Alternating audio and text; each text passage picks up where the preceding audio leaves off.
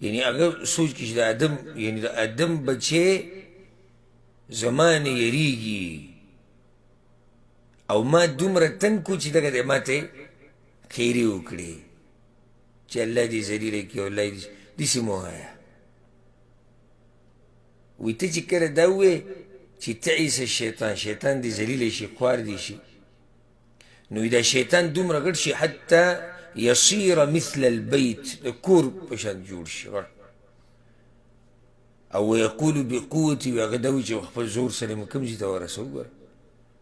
ولكن قل بسم الله داسې حالاتو کې بسم الله وایه کله چې ته بسم الله ووایې فإنك إذا قلت ذلك تصاغر حتى يكون مثل الذباب ته چې کله بسم الله ووایې په داسې ټایم کې نو شیطان وړوکی شي ذلیلی شي ولې ذلیلی شي ځکه چې وی الله یاد کو ما ته خو د سره توجه ونه کړه نو دومره وړوکی شي چې د مچ په شان شي دغه شان لکه شریعت موږ ته ویلي چې کور نه وځي بسم الله وایه انس بن مالک روایت ته پیغمبر صلی الله علیه وسلم چې کله یو سړی د کور نه وځي نو دا دې ووایي بسم الله توکلت علی الله لا حول ولا قوة الا بالله وی کله چې دی دا ووایي نو شیطانان د ده د مخې نه اخوا شي کور نه وتو وخت کې بسم الله وي دغه شان حدیث کې راځي امام بخاري امام مسلم راوړی پیغمبر صلی الله علیه وسلم وایي تاسو کې یو سړی د خپلې بیبي سره کوروالی کوي نو داسې دې وایي بسم الله کوروالی شروع کوي څه به ووایي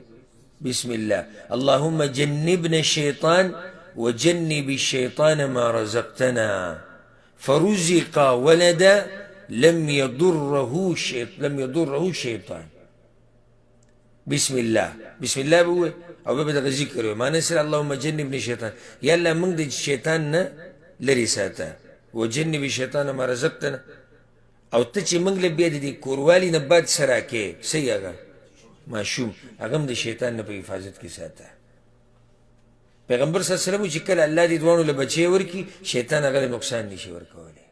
دغه چې بسم الله ویلي